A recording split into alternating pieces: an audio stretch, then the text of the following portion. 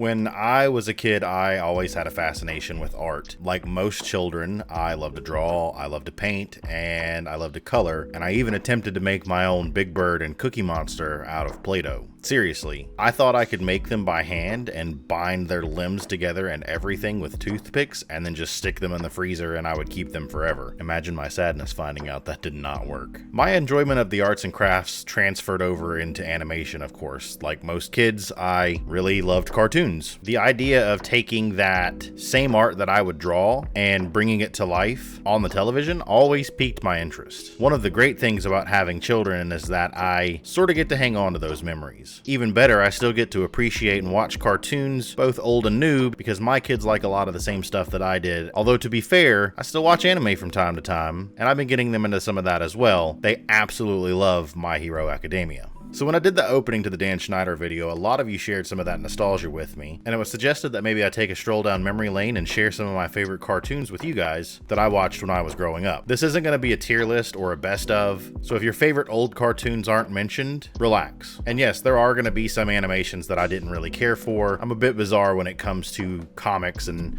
cartoons and things like that. If the art doesn't really grab me right away, I really can't see myself paying too much attention to the story. Wait, what? Who?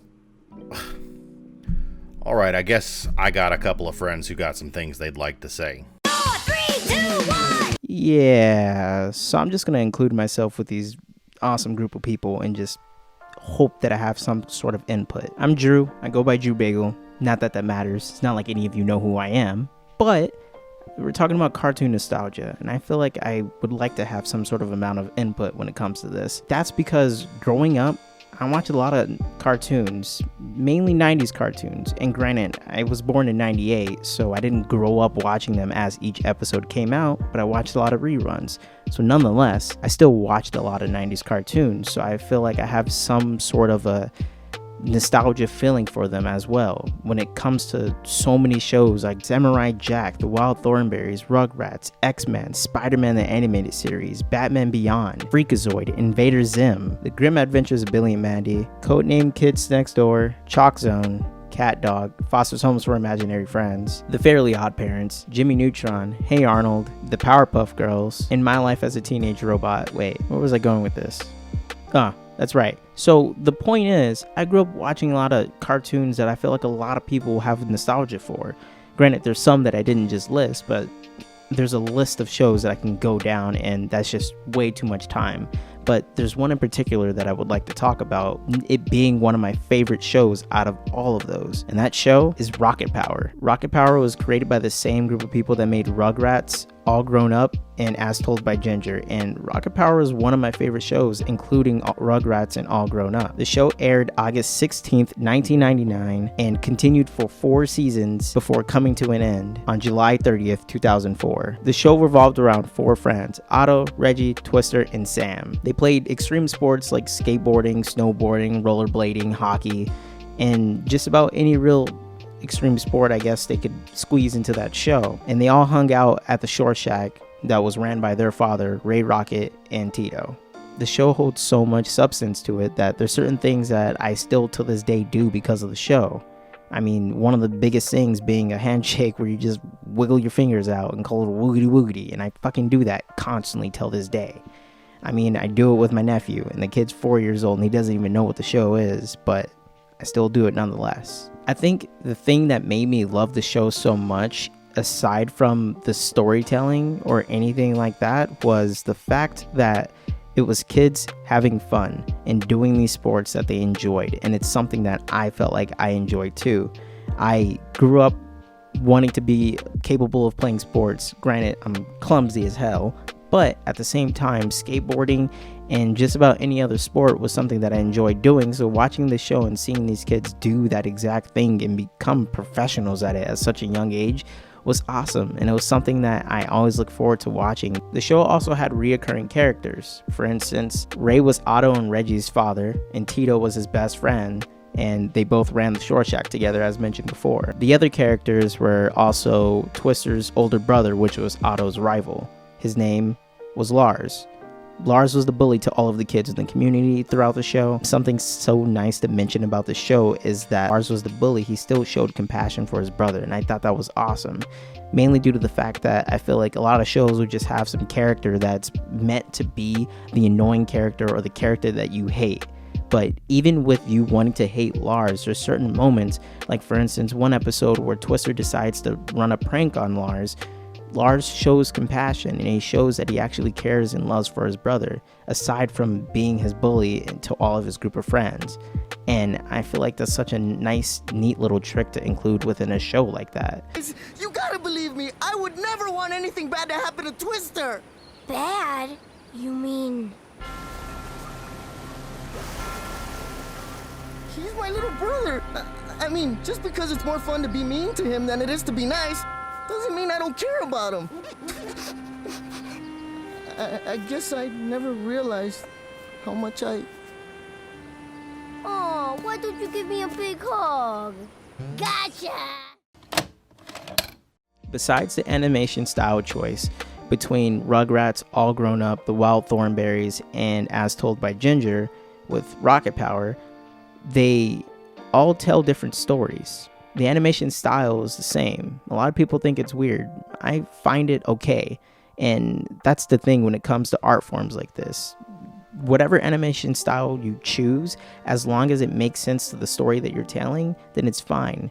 The characters, of course, don't look the best, but in the end, it's still an enjoyable show. So, along with the show came conspiracies, as most Nickelodeon shows do, but there's two conspiracies that a lot of people speak about the most, and I just can't get behind them. One being is that Raimundo is not Otto and Reggie's father, and the reasoning behind it is because of the fact that they don't call him Dad, I guess, ever in the show, which, again, old memory about the show, so I can't really say whether or not they ever did.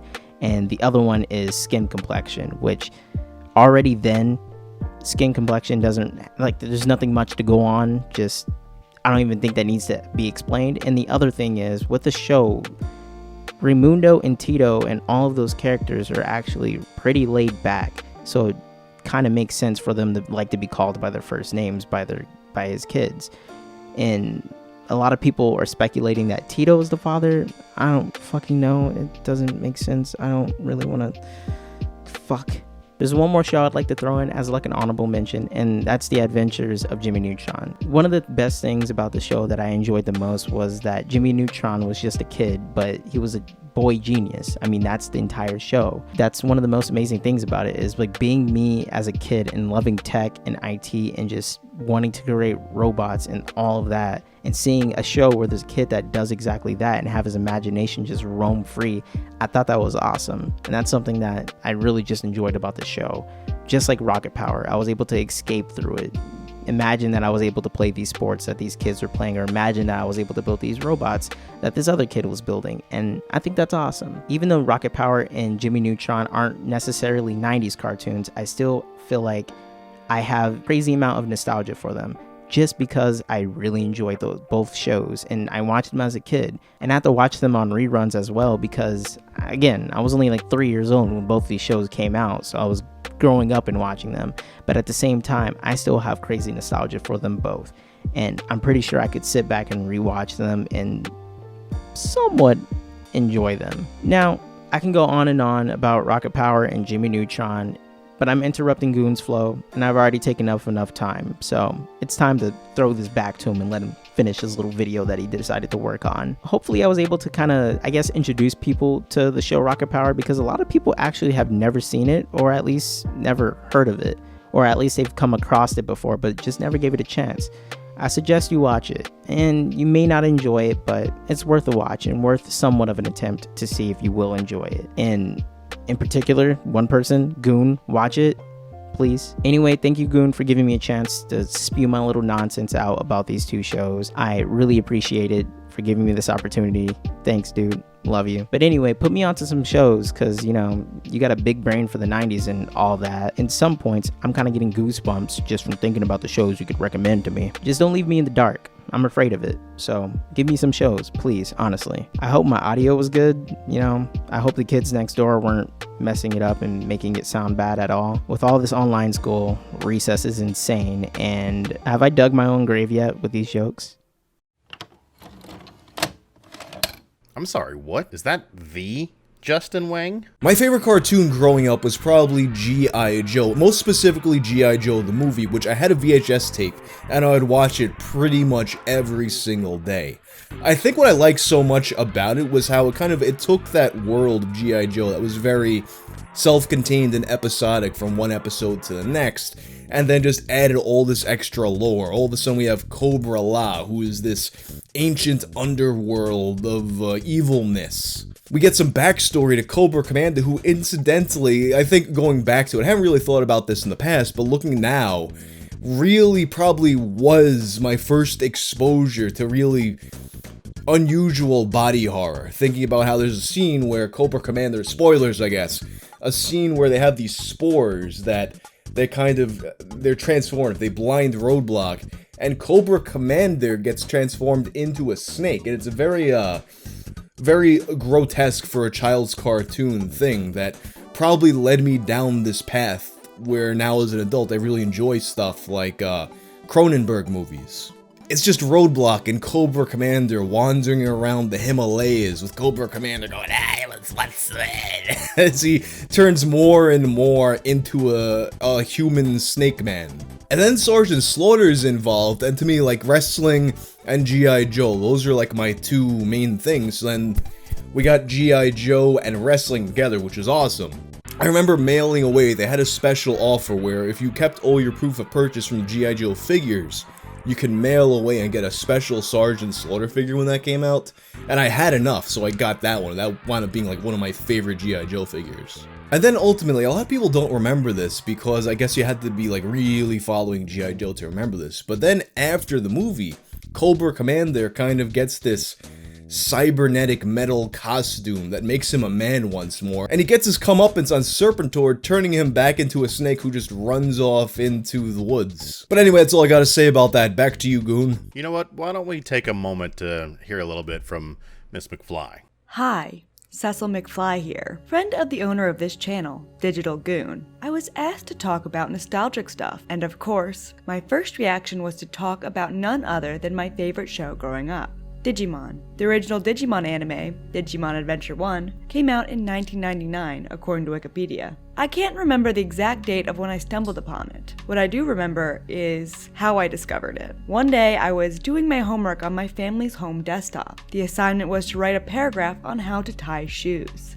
Next to me while I wrote was a television. Just to add some details to this amazing story, the TV in the computer room was a terrible bunny ears antenna TV, and the image on the screen only appeared as static, so I could only hear the audio, not see any visuals. Then, from the static I heard a voice. That voice was the voice of my absolute favorite Digimon, Gatomon. Her voice alone was the cutest thing I had ever heard, and I remember running downstairs to the TV in the family room and changed the channel to the channel Digimon was on. And there I saw a talking white cat with orange-yellow gloves, and I was hooked from that day. Now, Gatomon was kind of my gateway into Digimon. That being said, I'm here to defend my point that Digimon itself is the greatest kid show in existence. Let me tell you why.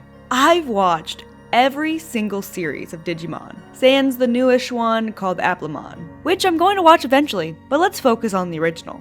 The original starts with 7 young kids who go to camp for the summer and wind up living in a digital world where everyone gets their own Digimonster, a digital companion, a digital friend. These friends included Agumon, Gabumon, Patamon, Tentamon, Gomamon, Palmon, and Biomon, and then eventually Gatomon, who joins them in the arc when the kids return to Japan from the digital world. Unlike other kids' cartoons that I loved at that time, such as Pokemon and Yu-Gi-Oh! For example, Digimon stood out as the one that aged the best. It had similarities to other generic kids anime shows, such as monsters and kids going on adventures. But unlike the others, Digimon had deeper life lessons and characters that were written in ways that elicited empathy from me. There were many character arcs that stuck out to me. 2 I can name on the top of my head were Izzy and Sora. In Izzy's arc of the show, he found out that he was, spoiler alert, adopted but still came to the realization that his adopted parents loved him. As with Sora, she realized that her mom was overprotective of her because she loved her. I wasn't adopted like Izzy was, but I thought that it was really interesting for a kid show to incorporate diverse family dynamics in their show. I could also really relate to Sora's story as I grow older, because I realized that my parents did a lot of stuff that annoyed me because they loved me. Deep stuff. Anyways, Digimon is good. Even if Digimon Adventure 2 was a bit of a mess, that season was also good. Don't even get me started on Digimon Tamers, aka the third series in Digimon. That is worth its own video. Alright, I'm going to close out. Remember, Leomon and Wizardmon died for your sins. Peace. Oh, you want to say something too? You're just gonna dance your way into my video like that? Fine, whatever. He probably just played some dumb shit, didn't he? Hello, Digital Goons audience. I heard you guys like pedophiles, but that's probably a weird way to describe it. Today we're talking about cartoons. Welcome to Irony. I don't know what cartoon everybody else chose, but I'm sure you've realized by now that they have terrible taste. I watched a lot of cartoons growing up, whatever I had access to, because there was a lot of gaps without cable. So while I got ready for school, a lot of the time I'd end up watching The Wacky World of Tex Avery, which was like on Fox, I think? It doesn't matter, that show was ass. I want to talk about after school. Cruising into a fresh back-to-back hour of the beige beta who put PBS on the fucking map. I love Arthur. It taught you morals and all that good stuff. Culturally inclusive. No one really talks about the reggae intro. Who's doing that? Nobody.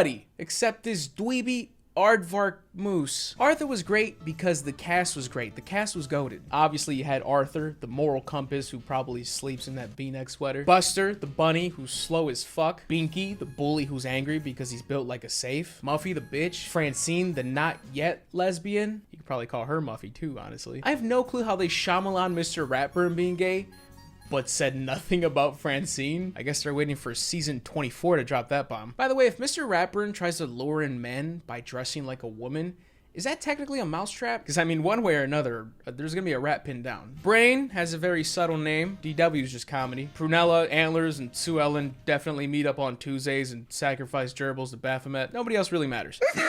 Nadine, shut up. Oh, the dog and the baby talk? No! You babe! I really like the show. I watch it every day after school, and if you left PBS on, you'd probably end up watching Postcards with Buster, which sucked. That's when you switch the input, pop in Sly Cooper, and call it a day. I'm Mr. Gigi. Feel free to subscribe. Thanks for the invite, Goon. And now here's more Goon. Okay, I guess they're done. One of the earliest cartoons that I can remember watching was the 1987 series Teenage Mutant Ninja Turtles. This, of course, was a family-friendly adaptation of the grittier, darker comic book series of the same name. It started as a 5-part miniseries back in December of 1987, before officially launching as its own series in 1988. This show featured mutated crime-fighting turtles who learned martial arts from their mutated rat father, Splinter. Along the way, new characters would be introduced, including April O'Neil, a Channel 6 news reporter, and the main two villains of the series, known as Shredder, Splinter's direct rival, and the brain-like space alien Krang. Of course, this particular cartoon would lead into my interest of the Mighty Morphin Power Rangers that ran in the 90s as well, but we're not exactly here to talk about 90s live-action shows right now. Maybe we can save that for another video. TMNT ran for 10 consecutive seasons, ending in 1996, but would later be revived by a multitude of live-action shows as well as other animated series, 2 of which was picked up by Nickelodeon. I'm not sure what really sparked my interest in the franchise. It's just one of the earlier cartoons that I remember investing into my childhood. I distinctly remember visiting my grandmother's home, and she always had the VHS tapes ready to go whenever I would come over. Another favorite, and maybe a little bit of an obscure cartoon, would have to be Sonic the Hedgehog. During this time, there were 2 shows in particular that I'd like to discuss, and we'll get into which one I watched more and which one I liked more later on. Technically, there was one more Sonic the Hedgehog cartoon in the 90s, but the 2 that I want to focus on are the earlier ones. The first on the list is Sonic the Hedgehog. This featured a dark and dramatic story that kind of ran parallel with the Archie Comics franchise, which I was a heavy collector of. Actually, let me get into a little bit more detail there. The Archie Comics started out fairly loose with not much continuity, with a lot of focus on multiple disconnected stories that had a heavy focus on comedy. Eventually, the comics would become more serious in nature, with an actual continuity that mattered. More on that later though. Sonic the Hedgehog, otherwise known as Sat AM, as previously mentioned, had a dark and dystopian future that featured a lot of characters that appeared in the comics. I may be getting my Sonic history a little bit wrong here, because in truth, I don't really remember which one in particular came out first. This series only ran for 26 episodes over the course of 1 year, spanning from September 18th, 1993 to December 3rd, 1994. The second show would be aptly named The Adventures of Sonic the Hedgehog. This was far more relaxed, and like the beginning of the Archie Comics franchise, would take a more comical approach to the series. I liked both shows in particular, but when it came down to it, I preferred the Sat AM version over the Adventure series. Adventures, however, ran for much longer and started in December of 1993. This show would eventually end in November of 1996. Inevitably, this was the show that I ended up watching more than the Sat AM version because for whatever reason, it just seemed hard for me to catch it every Saturday morning. I don't know why.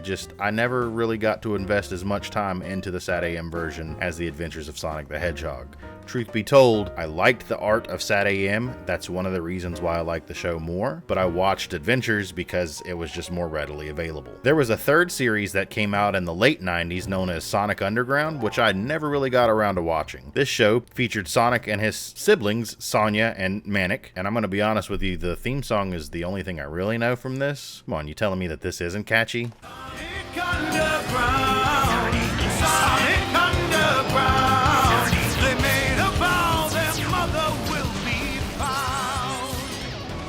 I feel like I'd be doing a lot of my friends a genuine disservice if I didn't mention Batman the Animated Series. This show started out airing on Fox in 1993 and ran for 85 episodes ending in September of 95. Batman the Animated Series would be the first of a continuity in the animated DC universe. For its time and as a show that I assume was made for kids, I mostly appreciated it because it was Batman. This is a show that literally got me into the franchise as a whole, but I also appreciated the much more mature and grittier tone and nature of the show. Something about that style of art too that was somehow old yet modern at the same time is something that we've seen a lot in video games over the last couple of years. Recent games that come to mind in particular would be like the Fallout franchise or BioShock. Oh, what is that art style called? Art Deco?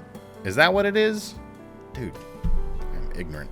Another great thing that I loved about the Batman animated series was the voice acting, which obviously I didn't know much about until I was older, but as everyone I'm sure knows, Batman was voiced by Kevin Conroy and the Joker was voiced by Mark Hamill. I didn't even know this until recently, but apparently Adam West voiced the Grey Ghost. Jesus. Just can't let the franchise go, can you, Adam? This series was also the birthplace of Harley Quinn, who was Joker's accomplice, and I didn't even know that until I started doing this research. I just thought Harley Quinn had always existed, so learn something new every day, I guess. I also remember the animated series movies that would come out as well. The Mask of Phantasm is the first one that comes to mind. I think I probably watched that one the most. As a matter of fact, I'm pretty sure I either broke the VCR or broke the VHS. I can't remember, I'm old. Leave me alone. Alright, so this next one, some of you are probably gonna clown me for, but I think some of the follow-up cartoons will probably make up for it. This show, as well as the next one immediately mentioned afterwards, are initially what got me into Japanese anime, and it sparked my interest in Japanese culture and cuisine. The first anime would be Sailor Moon. While inherently I'm sure this show wasn't intended for little boys my age, it is in fact the first time I ever recall seeing Japanese anime. This show first ran from 1992 to 1997 and featured a middle school student by the name of Usagi Tsukino, or in the American version Serena, I don't remember her last name, who had the ability to transform into Sailor Moon to defend the Earth from evil villains. Much like TMT before it, this show would follow the formula of featuring a cast of characters being added over time, including additional Sailor soldiers such as Sailor Mercury, Mars, Jupiter, and Venus, as well as talking cats Artemis and Luna, and the ever elusive and illustrious Tuxedo Mask. There were a lot of things that happened within that first season, and spoiler alert, right now I'm just letting you know, everyone died, including Sailor Moon. Obviously they got better. As I'd mentioned before, this was the first time that I ever recall ever actually seeing Japanese anime, and the art style was so different that it just grabbed my attention. Oh, and those transformations.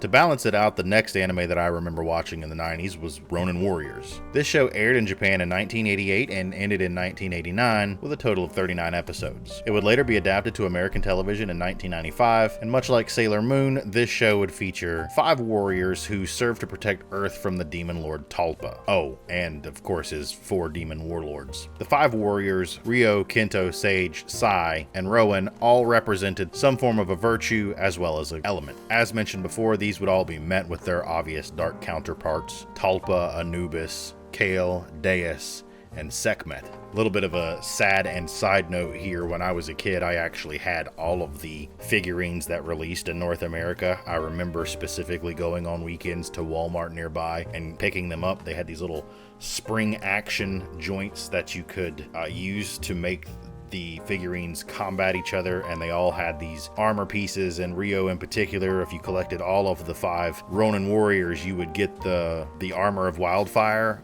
I can't remember exactly what it was called, but my family went on a trip to Florida one year to visit my grandfather, and I remember taking all of those figurines and stuffing them into a 10 lunchbox and hiding them under the couch, because for whatever reason I really genuinely thought that someone would break into my house and steal them and then I would never get them again. The irony of that situation is that when we returned home from Florida after being gone for over a month, the home that we had lived in had been condemned, and we weren't able to go back in there and retrieve anything that belonged to us. So if anybody knows anywhere that I can find those particular figurines for a reasonable price, let me know. Then again, I guess I could just purchase some of the newer ones and call it a day. To be fair, the older ones don't even look that great in the first place. I suppose the main reason why I like this particular series so much was that it shared a lot of similarities with TMNT. It's just another group of heroes meant to save the world from ultimate destruction and benevolent forces against all odds. Something worth mentioning, I watched a lot of other anime as well, but those first 2 are the ones that originally got me into anime. Obviously, from here I would grow to watch shows like Dragon Ball, Dragon Ball Z, Tenchi Muyo, various Gundam series, Akira, as well as everyone's favorite vibe, Cowboy Bebop, but I don't want the entire rest of this video to be about anime that I watched in the 90s. So let's tie things back into Nickelodeon and take a trip down Bluffington Lane and have a chat with one of the first Nicktoons ever,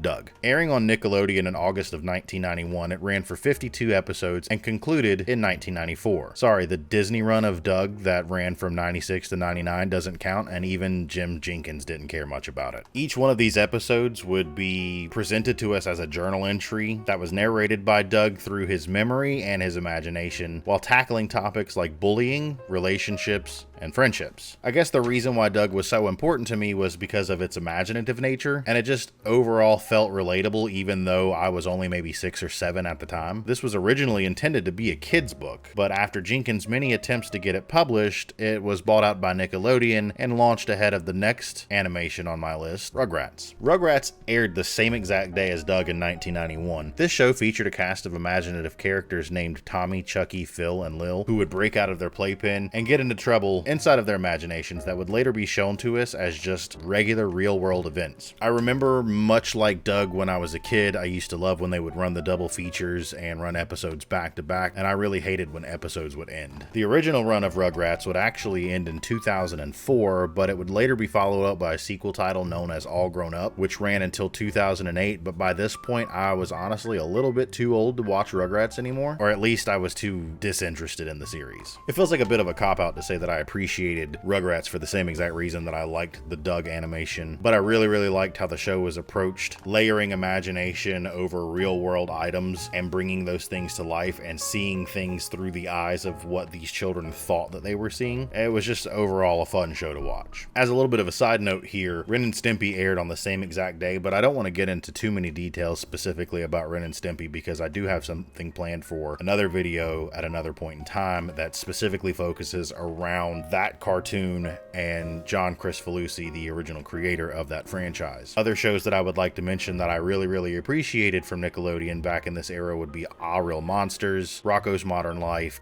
Cat Dog, Angry Beavers, Kablam, and another big favorite of mine, Hey Arnold. All right.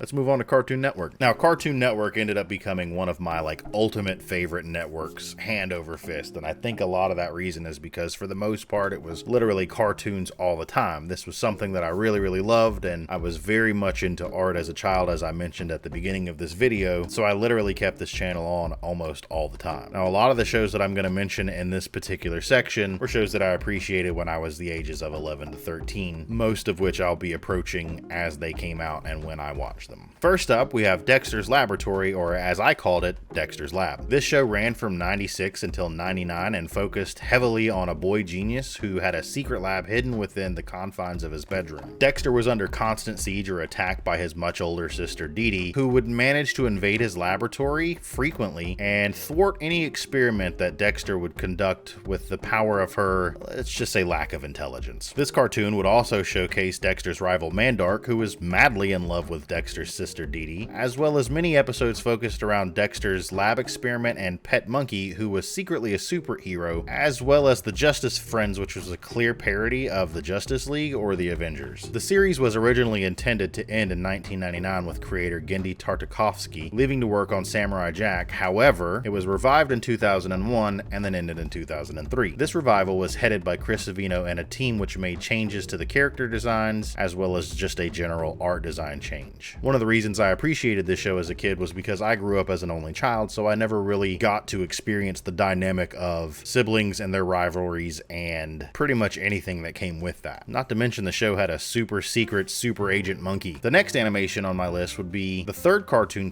that aired on Cartoon Network, titled Cow and Chicken. This animated series would be attached to another cartoon originally known as I Am Weasel, which was also attached to another animation collection known as the What a Cartoon, where Dexter also found his footing. This animation featured Cow and Chicken, who were often antagonized by the devil known as Red. Do not forget his cakes, please, please, please, whatever you do, seriously, this guy had some big old cheek meat. This show was more focused on what most would consider more grotesque humor, while also catering to typical childhood woes. I was mostly interested in this just because of how bizarre it was. You had these two human parents whose children were farm animals, but them cakes, bruh. Seriously, them cakes. This show initially ran from 97 to 99. In January of 1999, Cartoon Network would introduce Ed Nettie. This was arguably one of Cartoon Network's most successful series, which focused around Ed, Double D, and Eddie, who consistently schemed to make money off of neighborhood friends to purchase jawbreakers. This show featured a large cast of characters like Johnny 2x4, Rolf, and even Ed's sister, just to name a few. The one thing that every kid was afraid of in the cul-de-sac in this cartoon were the Canker sisters, known as Lee, May, and Marie. As far as aesthetics go, this show was created on a dare to Danny Antonucci, who designed the show itself to resemble that of old 1940s to 1970s cartoons. Honestly, at this point when this cartoon series came out, I think I was around 13 or 14 years old, and the reason that this was so relatable to me was I had cast such a wide net of friends, and we all lived in the same neighborhood, and during the summer we would often do things or try to find small jobs that we could do in the neighborhood to make money just to have fun for the summer. This show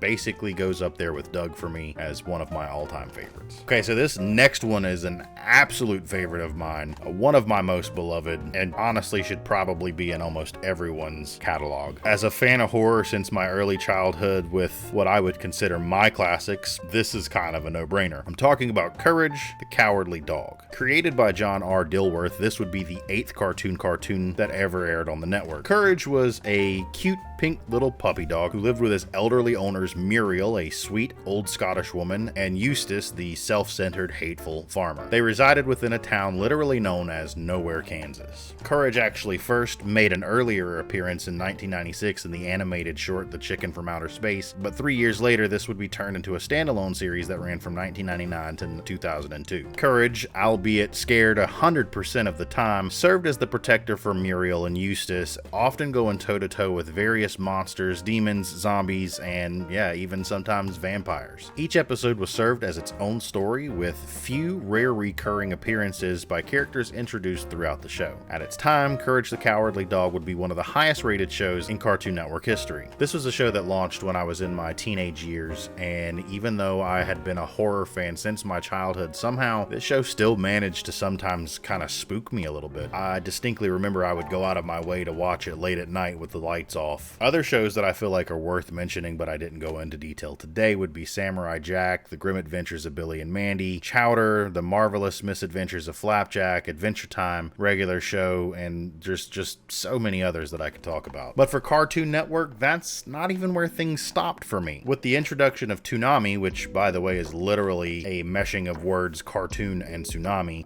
this would be where I would be able to continue my interests and explore my enjoyment of art and animation. This This was the first place that I ever remember seeing shows like Dragon Ball Z, Reboot, Yu Yu Hakusho, Inuyasha, One Piece, Naruto, Bleach, Fooly Cooly, and of course Cowboy Bebop. The list of cartoons and anime shows that appeared on Toonami literally just goes on and on and on and on and on. And although when I was a kid or a teenager it used to run during the daytime, Toonami, to my understanding, still runs now, but at night. Even still, as I got older, it seemed like Cartoon Network still managed to just knock them out of the park for me, with programs like Adult Swim that launched in 2001, and this showcased animations and live action shows that were aimed and intended for people around my age at that time, or what you would consider a more mature audience. Adult Swim ran from 8 p.m. until 6 a.m., and it's pretty much been running ever since. I think I've said this a few times, but if I haven't, this barely even scratches the surface for me for cartoons and animations that I was even interested in from the time that I was a very young child all the way up until now. Most of you guys probably didn't even notice that I didn't even mention the 90s Spider-Man cartoon or the X-Men cartoon. As a matter of fact, I may end up doing a second video specifically to talk about some of the other shows that I didn't even mention, or at least maybe go back and cover some of the honorable mentions and go into detail about why I liked them. I think that's just about gonna do it for this video. I hope you guys liked this. I hope you enjoyed the appearances that were made in this video. It's pretty exciting to get to reach out to some of your favorite content creators and get them to work with you on a project. It's not really something that I ever thought would happen for myself, but you know, here we are. So shout out to Whang and Cecil McFly, Andrew Bagle, and Mista GG for being absolutely stellar people. As always, if you're new to the channel, don't forget to click that subscribe button. Make sure that you ding that notification bell so that you get notified every time I post a new video to the channel. Leave me a comment down below. Let me know what some of your favorite cartoons were from the 90s and the early 2000s, or even the late 2000s. Even now, who cares? I still watch cartoons. I don't give a shit. Make sure to leave a like for the algorithm, please. It's literally all I got. Share this video with your friends. It took a lot of effort to put this together, so I'd love to see how well this video could perform. Thank you guys for watching, and I'll catch you in the next video.